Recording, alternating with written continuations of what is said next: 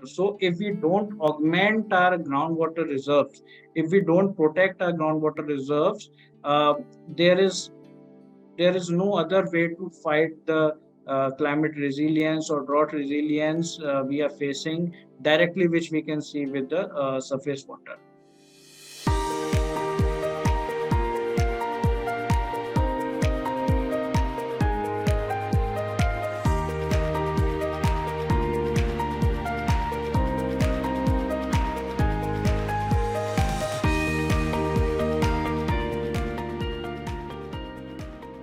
The managed aquifer recharge, which has basically sort of three components: the mapping, management, and regulatory framework.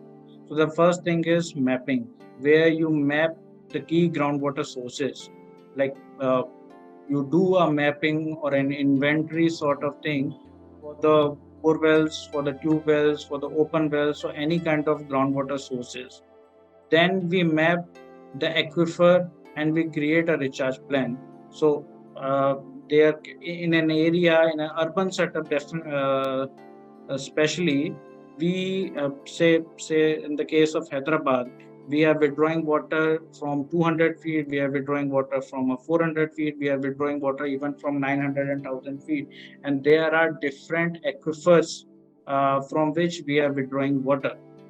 And the recharge plan, the aquifer management strategy is different for every aquifer. And we have to decide that which aquifer to recharge.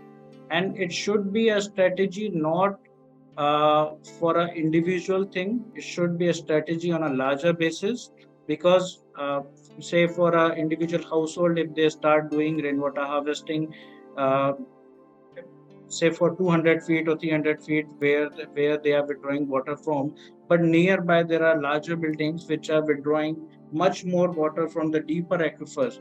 So it is a community process, it is not a one person thing. So we should always come together and we should all bring all the stakeholders together so that a aquifer recharge plan can be devised and that can be worked upon. The other thing is like the first thing, it should be the first thing actually of mapping of the stakeholders. We have to create a stakeholders database, and what each stakeholder can bring to the table, and how we can utilize uh, their capacities and how we can enhance their capacities towards the groundwater management. The second thing is management. Once the recharge plan, the aquifer recharge plan and aquifer mapping are done, then we decide on strategic recharge activities and how do we do those recharge activities. And then comes into what should be the different recharge activities could be there. We can create a recharge shaft, we can create infiltration galleries, we can recharge the open wells and duct wells. So when we have after mapping the recharge plan, then we devise the different strategic recharge activities. And the third and the most important thing is creating a regulatory framework. So in the regulatory framework, we talk about how to secure groundwater from pollution. So we talked about how what groundwater is being polluted when the surface water is being polluted through introduction of municipal waste. So those things, and there can be other sources of groundwater pollution if directly there is some leak, if the leakages in the sewers and all sewage system, your drainage system, and that is leaking into the groundwater. The other thing, so we have to regulate the groundwater pollution and those things at a local level and at a state level. The other thing is change in course. So this is a very recent thing, and so I've been working for around groundwater for a longer time. But when I visited Pune recently, and I was working with Aquadam for a brief time, so I, they showed me something which was very much interesting. That when we are constructing a large building, when we are constructing an apartment sort of, the building goes up, there are multi-story building, and similarly there is a basement. there. And for basement, we are removing a large amount of aquifer materials, which is changing the course of groundwater. And there are many issues with the change in the course of groundwater when you excavate and remove the aquifer materials totally, which is never being filled, actually, which is being filled by an impervious layer of concrete. So when there is a change in the course of groundwater, there are much more issues. So we have to create certain regulatory frameworks for to see that there is no large change in the course of groundwater. The other thing is protection of recharge zones. So when we do the aquifer mapping and recharge plan, we create sort of maps where we define that, okay, these are the recharge zones in an area and these are the discharge zones in the area. So from the discharge zones you can withdraw water. The recharge zone are the low lying areas, the perfect areas where you can the water goes to the deeper aquifers, which are the good recharge points. So we have to protect our recharge zones. So recharge zones are basically, if you see in your city, the marshy areas and all are the recharge zones. And if those marshy areas and all are being polluted by dumping of solid waste or the municipal or domestic waste, uh, then it is a large issue, because that leaches and goes directly to the deeper aquifers.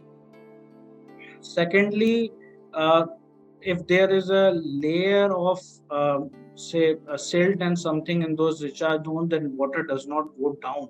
So because we have done a lot of concretization in our cities, protection of those recharge zones is a very important thing when it comes to participatory groundwater management. The last thing I would like to talk about how climate change is related to groundwater, and I think it it is clear to every one of us that if there is less surface water, so we can see how climate change impacts the surface water. There is somewhere there is scanty rainfall and the surface water bodies don't get filled up. There is a lot of evaporation due to global warming. So there is less storage in the surface water bodies. And what happens when there is less storage? We rely on the groundwater reserve. So groundwater being a perfect solution for a drought resilience, because when there is no surface water, we rely on groundwater. So if we don't augment our groundwater reserves, if we don't protect our groundwater reserves, uh, there is there is no other way to fight the climate resilience or drought resilience we are facing directly, which we can see with the surface water. The other thing which we see is ground subsidence, the sinkholes and the ground subsidence and sinkholes and all those things. When there is a lot more withdrawal of water, these things become much more evident, and the soil becomes loose. It starts to uh, the sinkholes and landslides and all those things are results. So there are multiple other things which are behind these, but the larger withdrawal of groundwater is being one of them. The other thing is leaching of nutrients and pesticides. So there is agriculture and all, and we put in a lot of nutrients, a lot of pesticides, where the water with water going down, these nutrients and these pesticides also leach into the shallow aquifers, so which causes a lot of issues. The other thing is wastewater collection and treatment. So I was talking about the protection of recharge zones. So when these wastewater is being dumped in those marshy areas, or when grey water and all those things are not being treated properly, then some way or other they leaches into the groundwater, and we have to protect all these things. The other thing is management of coastal aquifers. So in a coastal area, when we start going deeper and deeper, there is intrusion of saline water. And once there is intrusion of saline water to a particular aquifer, it is so we are working in Vijayanagram, and we are facing a lot of issues over there. Vijayanagram being a coastal area, so we are working over there in three coastal gram panchayat, and because of uh, deeper borewells and all, we are facing issues of saline intrusion into these aquifers, which are uh, creating a lot of problems. So we have to manage those coastal aquifers, and we have to ensure that we largely use the surface water bodies rather than the groundwater aquifers in coastal areas. Uh, the other thing being, we all know rainwater harvesting and all those things. So we have to augment our groundwater through artificial recharge, where this is not possible through the natural recharge in an urban setup or something. And the other thing being climate resilient cropping, where so that there is uh, agriculture use efficiency can be maintained using climate resilient cropping. I think with that, I'll land over here. I think that covers a little bit, some background of how groundwater behaves, how we can bring people in. Why should actually, instead of how, it is about why. Mostly why we should do this, and there is some how in it, how we should do this. And I think this is what I would like to cover in the presentation. And if we have some questions, we can go ahead and just, I think that will be much more useful if it is an interactive session rather than me just blabbing on. Yeah, now I'll go move on to the question and answer session. How to participate in WaterAid organizations to work about awareness about environment. So, Utkarsh.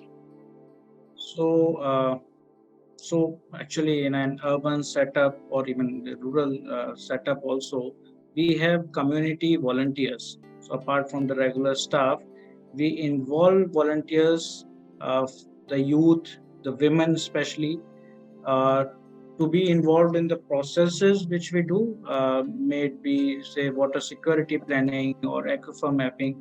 So these exercises, when we do from the very beginning, we involve the community volunteers, we involve the organizations, and we involve the resident welfare associations. So other the community stakeholders, as I was talking about, we try to involve as many of them in the processes we do. Sir, if anybody in this community who've just listened, heard you out, if they want to do something in their communities, can they reach out to anyone in WaterAid? Sure. They can reach out to our Hyderabad office. If we are talking about the context of Hyderabad, if there is anything related to wash, not just water, sanitation or hygiene, they can reach out to us, and we can help out them in the capacity we have. Okay. There is one. You'll be sharing the details in the chat box. Sure, I'll do. Trishant, if you can maybe. Okay. Next question from Mr. Manoj Kumar. Dear sir, are you also going to share some particular practical, actionable items, case studies of those solutions? I just want to add something here. Trishant, last talk we had of a person from Pune and Gujarat who'd actually taken his initiative and worked on his own community. Can you just talk for 2 minutes about it? Yes, sure. So Suraj Joshi is the founder of a small independent organization called Project Retrofit. And he's been convincing people in his area, in his localities, in Gujarat, in Pune, to go back to some old methods and see how water flows on your street, plant trees so that there is lesser problems of erosion, there is lesser problems of flooding. He basically taught everybody how to go about turning your place more green and more ecologically balanced with very simple techniques. And he took us through a street view of his whole lane and showed us the activities performed in a particular fashion. That's about it. Yeah. Mr. Manoj, would you like to answer that question?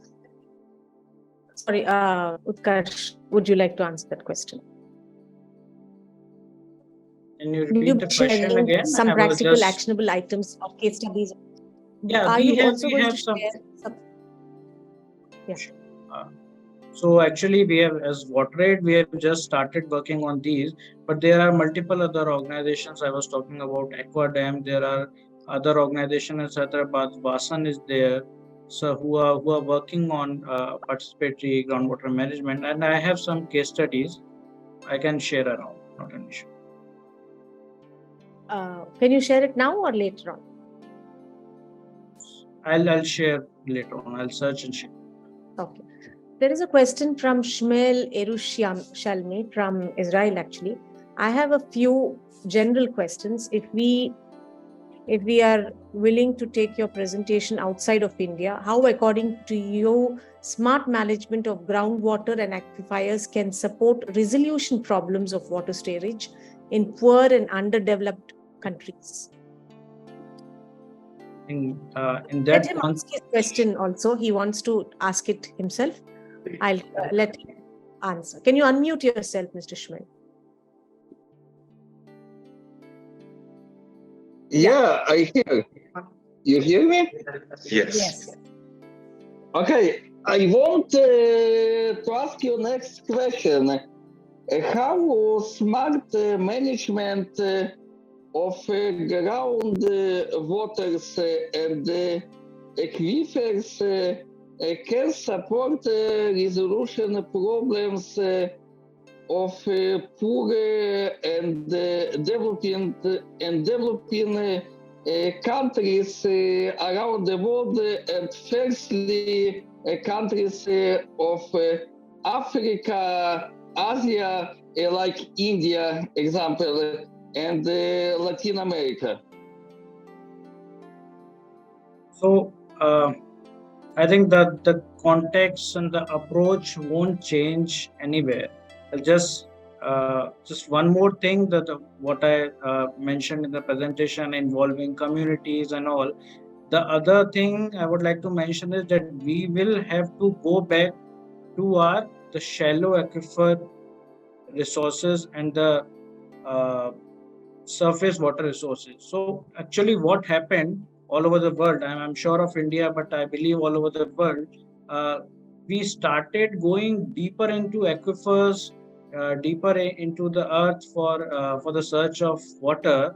When we were told by the government, by WHO and other eminent organizations that the surface water or the shallow groundwater which we find in our open wells is unfit for drinking because there was open defecation and there was bacteriological contamination which was easily visible and which had a quick impact on our health. So diarrhea was there and all those things were happening due to the bacteriological contamination we were facing, and they told us that this is totally unfit water for drinking and we have to rely on the deeper groundwater. But the issue with deeper groundwater is that there is chemical contamination. We are hearing about fluoride coming in, we are hearing about arsenic coming in, and other heavy metals which are coming uh, from from the deeper aquifers due to the geological formation. Those things we can't control, but the issues regarding the bacteriological contamination are all anthropogenic, and those we can control easily with a minor treatment and all. So apart from involving community and after involving community, we should always go back to the resources which are visible, which we can manage easily rather than going deeper and deeper. So I think that approach works all over the world in any developing country. One question from Mr. Surapanini Prasad. As per CWGA guidelines, industries drawing more than 10 cubic meters of water should have a groundwater monitoring telemetry system. Is the government regulation adequate according to you? Also, on the domestic side, there seems to be no permission sought by individuals before digging bowels. How do we arrest indiscriminate digging of bowels? So when it comes to the groundwater legislation and the bylaws uh, governed by different bodies, so you are talking about CGWA and every so different states and different municipalities have different regulations and all. When it comes to industries, obviously they ask for piezometers and other telemetric system to regulate the groundwater. But I think I have worked with my fair share of industries I have worked with. I don't see it being followed anywhere. And when it comes to domestic also, I think there is no such regulation regarding groundwater withdrawal. In some cities, I have seen that there is a regulation regarding that you have to take permission from uh, the municipal board, and there so taking example of Ranchi, that there is a regulation that if you don't do rainwater harvesting at your place, you have to pay higher holding tax. So certain regulatory measures have been taken, but I believe that they are not being enforced as much as they should. The other thing is, before making these regulatory measures, we have to in this regulatory measures enforcing and everything should also be a participatory thing, and we have to bring people and stakeholders together to talk about that what should be these regulatory measures. So in a small setup, in a rural setup, in a small village, these regulatory measures can be taken just by the gram panchayat. In an urban setup also, we have to bring people in. If you suddenly come and tell them that okay, you can draw this much of water, I don't think that will work, and there can be an outrage from people. So again, this has to be a participatory thing. Yes.